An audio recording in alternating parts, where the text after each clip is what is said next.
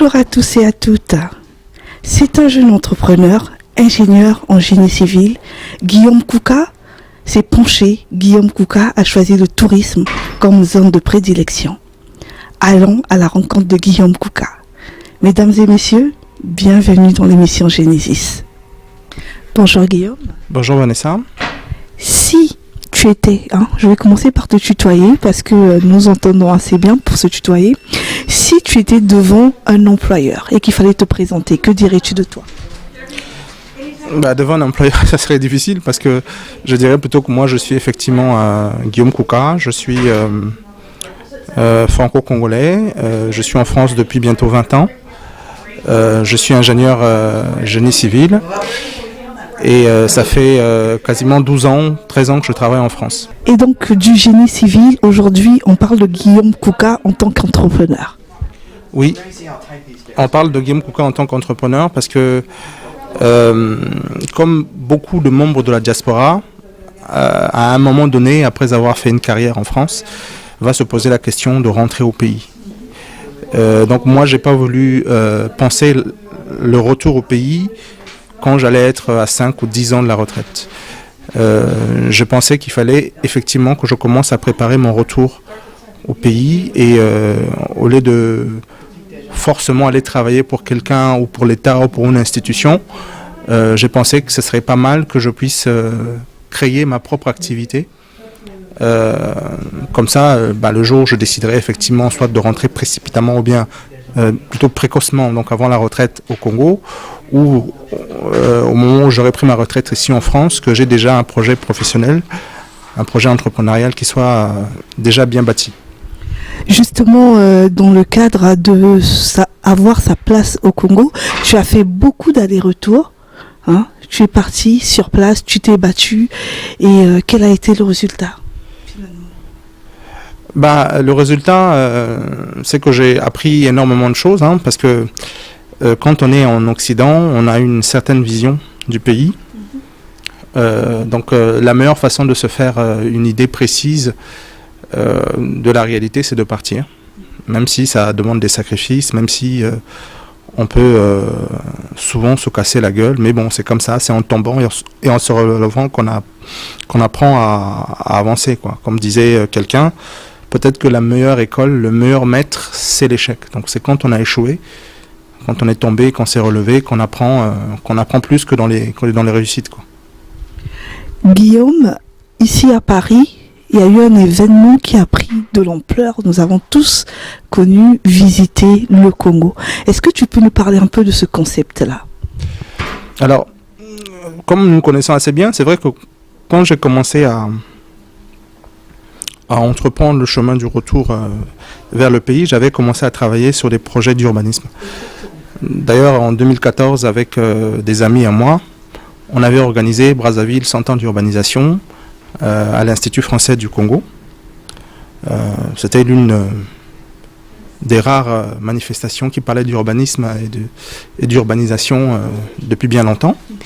Donc c'était normal puisque j'ai une formation dans ce domaine-là. Donc mon projet entrepreneurial, mon projet de retour vers le pays, j'avais pensé que je pouvais le bâtir autour de ma formation professionnelle. Comme je disais tout à l'heure, les choses ne se sont pas toujours passées comme je le souhaitais. Il y a eu un certain nombre de déceptions, d'échecs. Mais au moment où effectivement je m'apprêtais à revenir à Paris, j'ai rencontré une dame qui m'a fait découvrir des choses que je n'imaginais pas. J'ai toujours dit, en parlant de cette expérience-là, c'est comme si elle m'avait fait redécouvrir mon pays. Donc il a fallu que je parte du Congo et que je revienne plus d'une dizaine d'années plus tard pour comprendre à quel point est-ce que mon pays était beau. D'accord ? Parce que la majorité d'entre nous, la majorité des Congolais, puisque plus de 50% de la population congolaise est une population urbaine, donc c'est vrai que l'image qu'on a du pays, c'est à travers le prisme ou le miroir de Brazzaville et de Pointe-Noire. Très peu d'entre nous et très peu de Congolais connaissent l'intérieur du pays. Donc c'est vrai que quand on parle du Congo, on voit plutôt les images effectivement d'insalubrité qu'il peut y avoir à Brazzaville ou à Pointe-Noire et on s'arrête à ça. Mais on ne se rend pas compte à quel point est-ce que notre pays est beau. Cette dame-là m'a fait découvrir qu'à moins de 2 heures de Brazzaville, on pouvait voir des gorilles à dos argenté en liberté. Donc moi je suis né et j'ai grandi au Congo. J'ai passé une bonne partie de ma vie à Brazzaville. Je ne savais pas qu'à moins de 2 heures de Brazzaville, on pouvait voir des gorilles à dos argenté en liberté dans mon pays. Ça m'a fait un choc. Et je me suis dit, mais au fond, peut-être que mon projet entrepreneurial, je pourrais le bâtir autour de ce potentiel, autour de cette richesse-là que la majorité de mes compatriotes ne connaissent pas ou négligent. Parle-moi un peu, où se trouvent ces gorilles-là? Les gorilles se trouvent dans ce qu'on appelle la réserve naturelle de gorilles de Lesioluna. C'est sur la route du Nord, la nationale numéro 2, je pense, la route du Nord. Et nous, on est parti à 6 heures du matin de Brazzaville et on est arrivé là-bas à 8 heures. D'accord. Voilà. Et donc par ce biais-là, tu as découvert, Voilà. par le biais de la dame, tu as découvert Brazzaville, le Congo en général, le Congo que... Non, que surtout on le ne potentiel touristique en réalité. Parce que on parle de diversification de l'économie. Bon, moi, cette histoire de diversification de l'économie, j'en entends parler depuis que je suis tout petit. J'ai toujours dit qu'à l'époque, sur Télé Congo, il y avait un musicien qu'on appelait Mangungu Clé, qui, déjà dans les années 80, chantait « Il faut qu'on prépare l'après-pétrole ». Donc, on parlait effectivement de diversification de l'économie congolaise. Mais cette diversification de l'économie congolaise, on n'a jamais été capable de la faire. On est toujours resté dépendante du pétrole, parce que le pétrole, c'est l'argent de la rente. Hein. Vous ne travaillez pas, c'est les autres qui travaillent pour vous, vous prenez l'argent. Voilà. Donc aujourd'hui, on se rend compte qu'on ne peut plus continuer à faire ça. Parce que la rente, à un moment donné, elle tarit. Voilà. Et qu'il faut trouver d'autres moyens pour créer de la richesse. Oui, mais on nous parlait aussi de l'autosuffisance alimentaire d'ici l'an 2000. Voilà.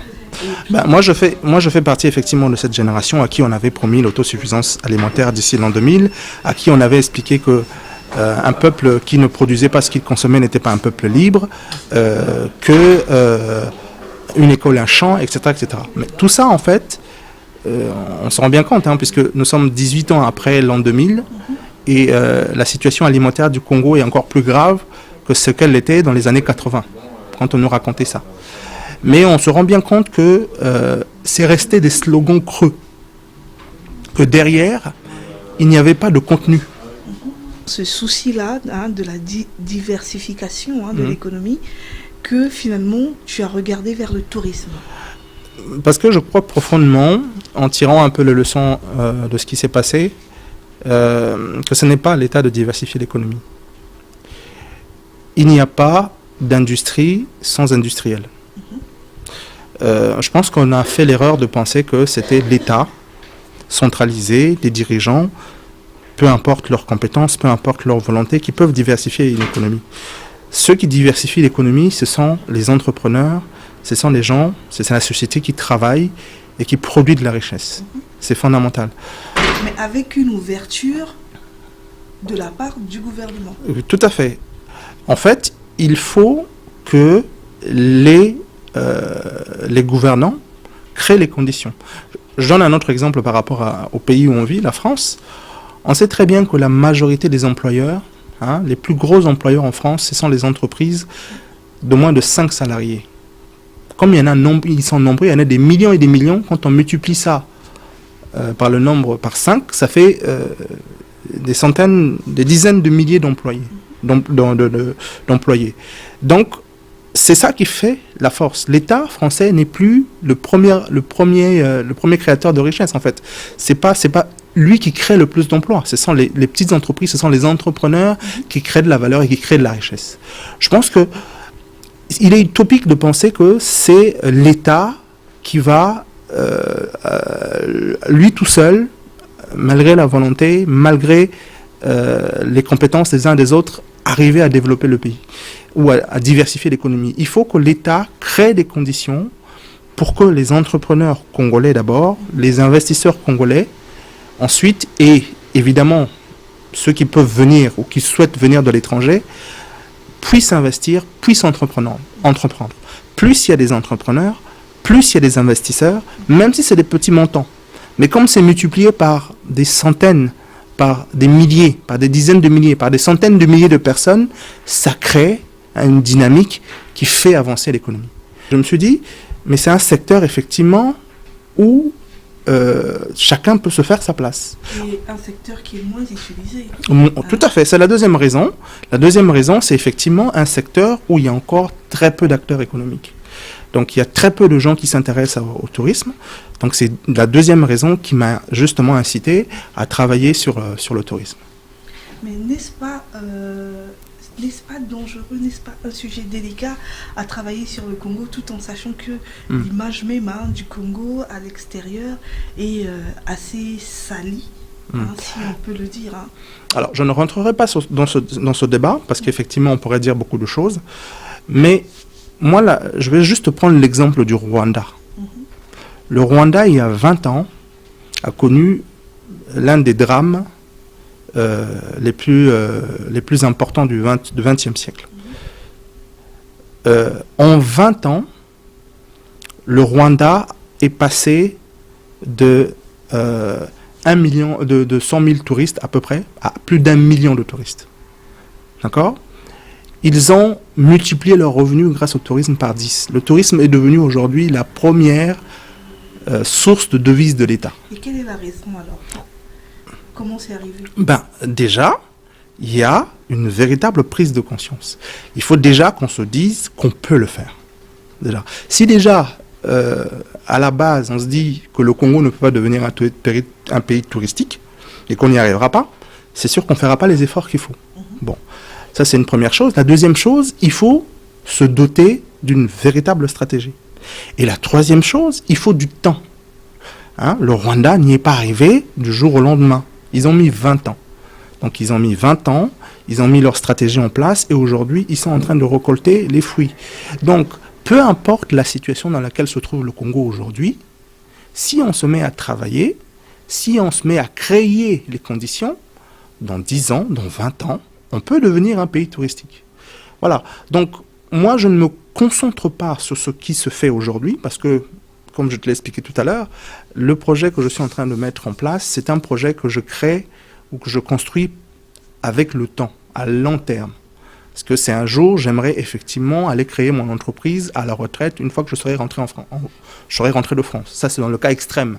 Mais bon, j'espère pouvoir rentrer bien avant. Donc moi, le projet, c'est un projet qui s'écrit à long terme. Donc je ne me concentre pas sur des sujets d'actualité, sur la réputation du Congo, sur la crise du pool, sur ceci et cela. Je sais que c'est des choses qui, dans 10 ans, n'existeront peut-être plus. Nul ne sait ce que va devenir le Congo dans 10 ans ou dans 20 ans. Voilà. Donc moi, j'inscris ma stratégie, j'inscris mon projet dans le temps. Voilà. Arnaud, qu'en est-il exactement ? Parle-nous globalement de ton projet Visiter le Congo. Donc Visiter le Congo, en fait, veut répondre à un besoin. C'est qu'en fait, nous, les Congolais, on ne connaît pas notre pays. Donc, je veux donner à travers la plateforme Visiter le Congo, dans un premier temps, la possibilité de connaître les joyaux touristiques de notre pays. Voilà, parce que quand je dis aux gens, je veux faire du tourisme au Congo, la première des choses qu'ils me disent, mais qu'est-ce qu'il y a à voir au Congo ? Donc, je veux montrer qu'au Congo, il y a beaucoup de choses à voir. J'ai dit un besoin, mais il y en a un deuxième. Le deuxième besoin, c'est que nous, de la diaspora, qui avons des enfants ici, lorsqu'on part au pays, quand tu restes un mois, les 2 premières semaines, quand tu as vu la famille, quand tu as vu les amis, la 3e semaine, tu t'ennuies. Il n'y a plus rien à voir. Alors que paradoxalement, dans les alentours, même en restant seulement à Brazzaville, on n'a même pas besoin d'aller loin, Brazzaville ou à Pont-Noir, les 2 principales villes, il y a des joyaux touristiques, il y a des endroits touristiques magnifiques qu'on pourrait aller visiter avec les enfants, mais on ne le fait pas parce qu'on n'a pas l'information. Donc l'idée, c'est de permettre aux gens, grâce à ma plateforme, de connaître ces sites touristiques-là et de pouvoir préparer leur voyage depuis ici, quoi. Mais le problème, c'est qu'arriver une fois arrivé là-bas, comment faire pour aller visiter ces joyaux-là ? Justement. Ça, c'est une autre problématique. Donc c'est pour ça l'intérêt de la plateforme. C'est que la plateforme est en train de s'organiser aujourd'hui avec des acteurs du tourisme locaux, parce que ça existe, pour permettre aux gens de pouvoir aller visiter. Typiquement, grâce à la plateforme où vous allez pouvoir réserver un créneau pour aller visiter par exemple les gorilles de l'Essioluna avec des professionnels qui sont sur place qui vont vous prendre en charge. Il suffit seulement que vous ayez l'information depuis ici qui vous permet d'organiser votre voyage.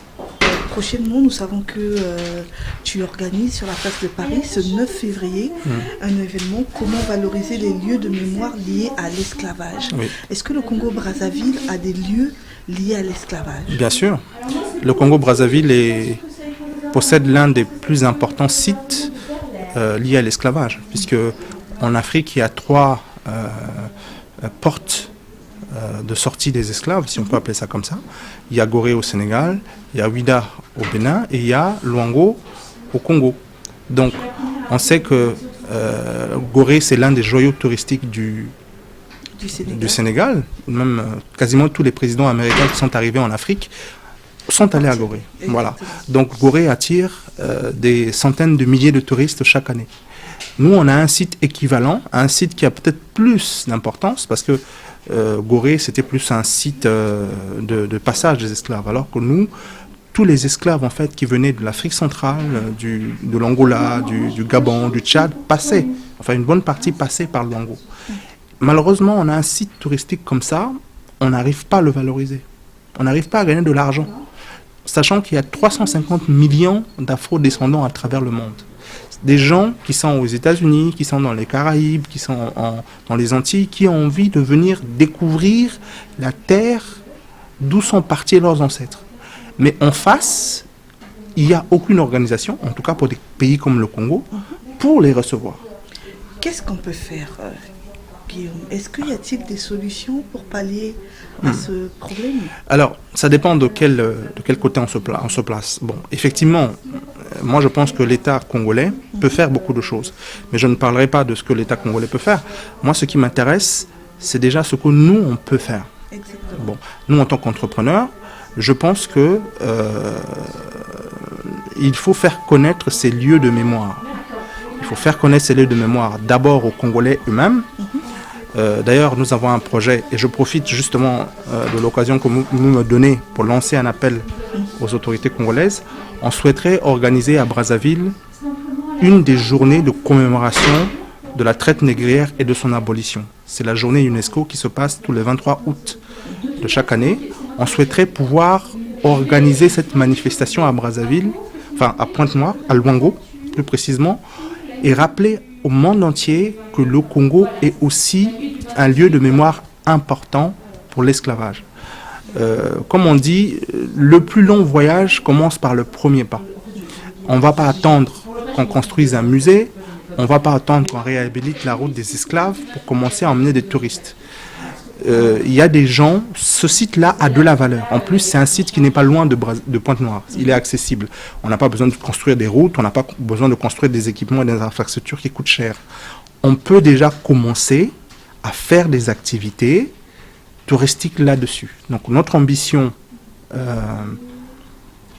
dans un intervalle de 1 ou 2 ans, c'est de pouvoir emmener des touristes d'ici, des afro-descendants, qui vont aller visiter le site de Luango. Donc on commence peut-être avec 10 touristes, l'année suivante ce sera peut-être 20 et ainsi de suite. C'est comme ça qu'on lance un produit touristique. On n'a pas besoin d'avoir toutes les conditions réunies pour lancer le produit. Vous commencez tout petit. C'est comme, pour prendre l'exemple de nos frères les Ouest-Africains. Beaucoup aujourd'hui qui sont devenus des grands commerçants ont commencé par vendre des pagnes au marché, dans la rue. Petit à petit, c'est devenu des grands commerçants qui exportent au Congo des centaines, des millions de marchandises. Donc, commençons petit et peut-être que l'État, peut-être que les collectivités locales vont nous suivre. Et donc, quel est de ton côté à toi, Guillaume, comment ferais-tu pour générer des revenus par ce business? Justement, parce que ce que je disais tout à l'heure, c'est que notre objectif dans l'échelle d'1 ou 2 ans, c'est de pouvoir emmener des touristes sur place, donc des afro-descendants, des Antillais, des Guadeloupéens, des Cubains qui souhaitent venir voir le Congo. Donc ces gens-là, quand ils viennent au Congo, ils payent un billet, d'accord ? Donc il faut travailler avec les agences de voyage. Il faut travailler avec les agences de voyage. Quand ils arrivent sur site, il faut qu'ils se logent, il faut qu'ils puissent manger, il faut qu'ils utilisent des transports. Donc, vous vous rendez bien compte que c'est pas grand-chose, mais c'est déjà un début. Ça va générer des revenus à une petite échelle, mais l'objectif, c'est que dans l'espace de 2, 3, 4, 5 ans, ce chiffre-là soit en constante augmentation. Plus il y aura du monde qui vont venir au Congo, plus la destination touristique congolaise va devenir intéressante. Il faut trouver les moyens d'attirer les touristes. Je donne toujours un exemple. Aujourd'hui, pour aller à New York, qui est quasiment à la même distance que Brazzaville, le billet coûte moins cher, 2 fois moins cher qu'au Congo. Mais pourquoi est-ce que c'est comme ça ? Tout simplement parce qu'il y a plus de monde qui vont vers les États-Unis que qui vont vers le Congo. Donc, la destination touristique, parce que c'est aussi une objection qui m'est souvent opposée, on dit oui, mais le billet coûte cher. Mais le billet coûte cher parce que la destination Congo est une destination de niche. Il y a très peu de personnes encore qui se dirigent vers le Congo. Donc il faut créer cette dynamique, ça va être difficile au début, mais il faut créer cette dynamique autour d'un produit phare pour emmener les touristes. Je parlais tout à l'heure du Rwanda. Le Rwanda, pour rendre attractif sa destination, sachant qu'ils étaient partis avec beaucoup d'handicap, ont beaucoup misé sur le tourisme autour des gorilles. Sachant que le Congo a peut-être l'une des populations des gorilles les plus importantes, beaucoup plus que le Rwanda, mais le Congo n'a jamais su capitaliser sur ça pour développer son tourisme. Donc il faut arriver à avoir un produit de niche. Au début, vous n'allez peut-être pas attirer beaucoup de touristes, mais petit à petit, l'oiseau fait son nid. Voilà, donc c'est ça notre objectif. À travers Visiter le Congo, notre objectif n'est pas seulement de faire connaître les potentiels touristiques de notre pays, mais notre objectif à court et moyen terme, c'est d'arriver à emmener les touristes, à créer une dynamique vers la destination. Donc, notre première cible, l'une de nos premières cibles, c'est notamment la diaspora. Voilà, nous, la diaspora congolaise, on part dans notre pays sans aucune promotion parce que c'est notre pays. Mais sauf... Et puis, il faut se le dire, beaucoup de Congolais partent en vacances. Bien sûr, beaucoup de Congolais partent en vacances, mais, comme j'ai dit tout à l'heure, à Brazzaville, si tu ne vas pas dans une boîte de nuit, si tu ne vas pas dans un ganda, si tu ne vas pas dans un restaurant, tu fais quoi ? Alors que paradoxalement, on peut emmener les gens voir les gorges de Diosso, on peut emmener les gens aller voir les cataractes, on peut les emmener voir les chutes de la Lofulakari quand la route était encore ouverte, mais elle va s'ouvrir bientôt, on l'espère tous. On peut les emmener à l'Esseluna, voir les gorilles. Donc il y a énormément de choses à faire. Surtout, il ne faut pas oublier qu'on a le fleuve, on a la mer. Bien sûr. Moi, nous, on habite dans une ville qui s'appelle Paris, et à Paris, il y a la Seine, le fleuve Seine. Et on ne peut pas imaginer le nombre d'argent que génère la Seine. Parce qu'il y a des restaurants, parce qu'il y a des bateaux-mouches, parce qu'il y a plein d'activités touristiques qui sont organisées autour de la Seine. Nous, on a la chance d'avoir l'un des fleuves les plus célèbres du monde. Qui ne connaît pas le Congo ? Dans le monde entier, on connaît le fleuve Congo. C'est le deuxième fleuve le plus important après l'Amazonie. D'accord ? Mais combien d'argent génère le fleuve Congo ? Quelles sont les activités touristiques ? Ne fût-ce qu'avant même de penser aux touristes étrangers, pensons déjà à ceux qui sont au pays. Combien d'activités touristiques organisons-nous autour du fleuve Congo ? Parce qu'on me pose aussi une autre objection en disant, voilà, il n'y a pas d'équipement, il n'y a pas d'infrastructure. D'accord, mais le fleuve Congo, il est à nos pieds. On n'a pas besoin de prendre la route, de prendre l'avion, de prendre... Non, on sort, le fleuve, il est là, en face de nous. Pas besoin d'équipement. Mais ça génère combien d'argent ? Pourquoi est-ce qu'on n'arrive pas à valoriser le fleuve Congo ? Voilà, donc il y a énormément de choses à faire, je pense. D'ailleurs, c'est pour ça que nous avons créé cet événement qui s'appelle Africa Tourism Sharing, parce que nous, on veut attirer les entrepreneurs congolais autour du tourisme. Voilà. La diversification de l'économie ne se fera pas qu'à travers l'agriculture. Il faut qu'il y ait des entrepreneurs qui travaillent sur des sujets agricoles. Il en faut.